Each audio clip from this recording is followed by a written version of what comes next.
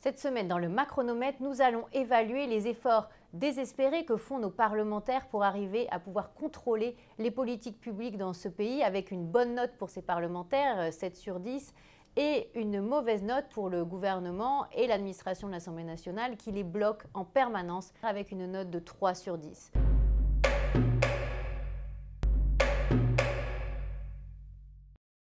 Alors, que se passe-t-il encore sur ce front du contrôle des politiques publiques par notre Parlement? Tout simplement, peu à peu, les portes se ferment sur toutes les demandes des parlementaires de la majorité. Au départ, c'était l'idée de créer un organe d'audit comme dans les grandes autres démocraties, avec pas mal de budget, et puis ça a été refusé. L'idée, c'était aussi d'avoir des agents de Bercy, de l'INSEE qui viennent travailler un minimum pour la commission des finances de l'Assemblée nationale pour aider les parlementaires à faire des évaluations économétriques, statistiques, à la fois avant le vote des lois, après le vote des lois, pour ne pas être dépendant complètement de l'administration centrale. Ça aussi, ça a été refusé et nos parlementaires maintenant en sont réduits à quémander auprès de l'administration centrale, surtout auprès de Bercy, des chiffres.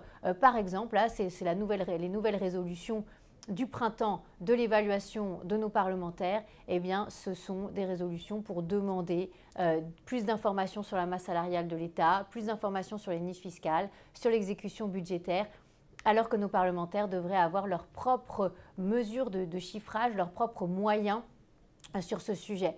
Eh bien, aujourd'hui, le président de l'Assemblée nationale, Richard Ferrand, a clairement fermé la porte. Les administrateurs eux-mêmes de l'Assemblée nationale qui travaillent pour l'administration de l'Assemblée sont contre que les parlementaires aillent dans ce sens-là.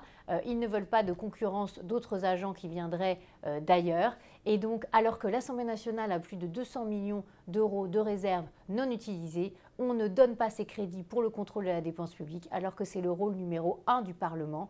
On peut d'ores et déjà se poser la question, est-ce que cette législature sera encore une législature perdue pour l'évaluation réelle des politiques publiques, de l'ensemble des dépenses publiques, de chaque euro d'argent public par notre Parlement? C'est pourtant sa mission essentielle et ce serait dommage de passer à côté.